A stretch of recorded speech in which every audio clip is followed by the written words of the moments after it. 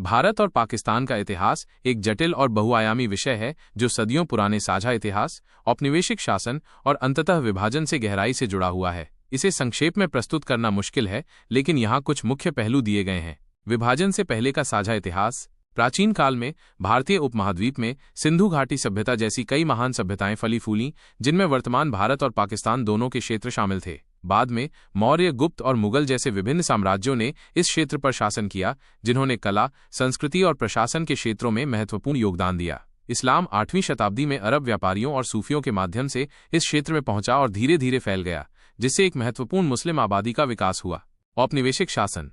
18वीं शताब्दी में British east India company ने धीरे धीरे अपना प्रभाव बढ़ाना शुरू कर दिया और 19वीं शताब्दी के मध्य तक पूरे भारतीय उपमहाद्वीप पर अपना नियंत्रण स्थापित कर लिया। ब्रिटिश शासन ने राजनीतिक, आर्थिक और सामाजिक संरचनाओं में महत्वपूर्ण परिवर्तन किए। 20वीं शताब्दी की शुरुआत में भारतीय राष्ट्रवाद का उदय हुआ, जिसमें पूर्ण स्वतंत्रता की मांग की गई। मुस्लिम लीग जैसी राजनीतिक संस्थाओं ने मुसलमानों के लिए एक अलग राष्ट्र की वकालत करना शुरू कर दिया। विभाजन।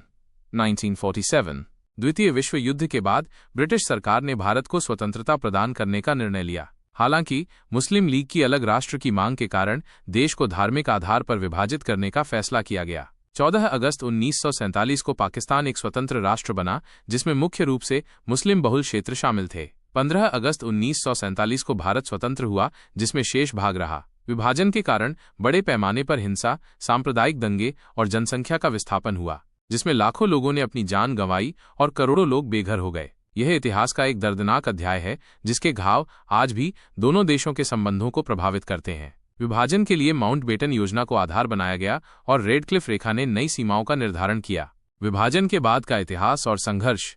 विभाजन के तुरंत बाद दोनों देशों के बीच कश्मीर के मुद्दे पर पहला युद्ध 1947-48 हुआ। कश्मीर एक मुस्लिम बहुल रियासत थी, जिसका हिंदू शासक भारत में शामिल होना चाहता था, जबकि पाकिस्तान इस पर अपना दावा करता था। इसके बाद कई अन्य युद्ध और संघर्ष हुए, जिनमें 1965 का युद्ध, 1971 का युद्ध, जिसके परिणाम स्वरूप बांग्लादेश का निर्माण हुआ, और 1999 का कारगिल युद्ध प्रमुख हैं। सीमा विवाद, जल साझाकरण और आतंकवाद जैसे मुद्दे दोनों देशों के बीच तनाव का कारण बने हुए हैं। हालांकि समय समय पर शांति वार्ता और संबंधों को सामान्य बनाने के प्रयास भी किए गए हैं।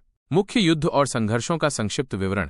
1947-48 का युद्ध कश्मीर को लेकर पहला संघर्ष, जिसके परिणाम स्वरूप नियंत्रण रेखा LOC का निर्माण हुआ। 1965 का युद्ध कश्मीर पर पाकिस्तान के ऑपरेशन जिब्राल्टर के जवाब में भारत ने पश्चिमी सीमा पर जवाबी हमला किया। ये युद्ध अनिर्णायक रहा। 1971 का युद्ध पूर्वी पाकिस्तान वर्तमान बांग्लादेश में मानवीय संकट और भारत में शरणार्थियों के आगमन के कारण हुआ। भारत की निर्णायक जीत हुई और बांग्लादेश एक स्वतंत्र राष्ट्र बना। 1999 का कारगिल युद्ध पाकिस्तानी घुसपैठियों द्वारा कारगिल क्षेत्र में भारतीय चौकियों पर कब्जा करने के बाद हुआ। भारतीय सेना ने सफलतापूर्वक घुसपैठियों को खदेड़ दिया। सर्जिकल स्ट्राइक 2016 और बालाकोट एयर स्ट्राइक 2019 भारत द्वारा पाकिस्तान में आतंकवादी ठिकानों पर किए गए लक्षित हमले। भारत और पाकिस्तान का इतिहास साझा विरासत और दुखद विभाजन की कहानी है। दोनों देशों के बीच संबंध कई उतार चढ़ावों से गुजरे हैं और कश्मीर जैसे जटिल मुद्दे अभी भी द्विपक्षीय संबंधों को प्रभावित करते हैं। हालांकि दोनों देशों में ऐसे लोग हैं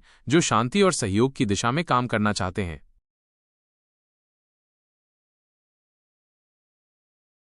वर्तमान में 11 मई 2025 को भारत और पाकिस्तान के बीच स्थिति तनावपूर्ण बनी हुई है, लेकिन कुछ घटनाक्रम शांति की ओर इशारा करते हैं। तनाव के मुख्य बिंदु।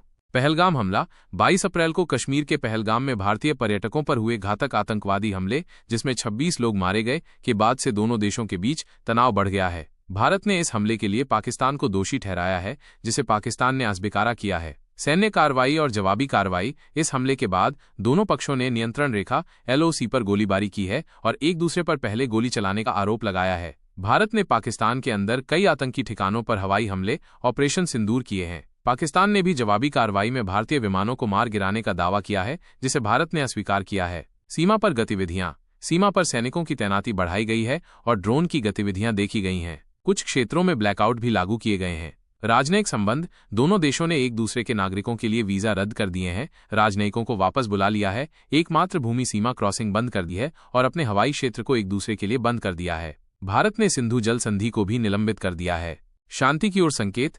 युद्ध विराम पर सहमति। कल देर रात 10 मई 2025 भारत और पाकिस्तान के सैन्य संचालन महानिदेशकों DGMO के बीच बातचीत के बाद दोनों देश भूमि, वायु और समुद्र में सभी सैन्य कार्रवाइयों को रोकने पर सहमत हुए हैं। विदेश सचिव विक्रम मिस्री ने इसकी पुष्टि की है। उच्च स्तरीय बैठक। प्रधानमंत्री नरेंद्र मोदी ने आज रक्षा मंत्री राजनाथ सिंह, राष्ट्रीय सुरक्षा सलाहकार अजीत डोभाल और तीनों सेनाओं के प्रमुखों के साथ एक महत्वपूर्ण बैठक की है। माना जा रहा है कि इस बैठक में सुरक्षा स्थिति और युद्ध विराम पर चर्चा हुई। अंतर्राष्ट्रीय प्रतिक्रिया। G7 देशों ने पहलगाम में हुए आतंकवादी हमले की निंदा की है और भारत और पाकिस्तान से तनाव कम करने की अपील की है। अमेरिकी विदेश मंत्री ने भी पाकिस्तान के सेना प्रमुख से बात की है और बातचीत शुरू करने के लिए अमेरिकी सहायता की पेशकश की है। डोभाल की चीन के समकक्ष से बात। राष्ट्रीय सुरक्षा सलाहकार अजीत डोभाल ने अपने चीनी समकक्ष से बात की और क्षेत्रीय शांति और स्थिरता बहाल करने की अपील की।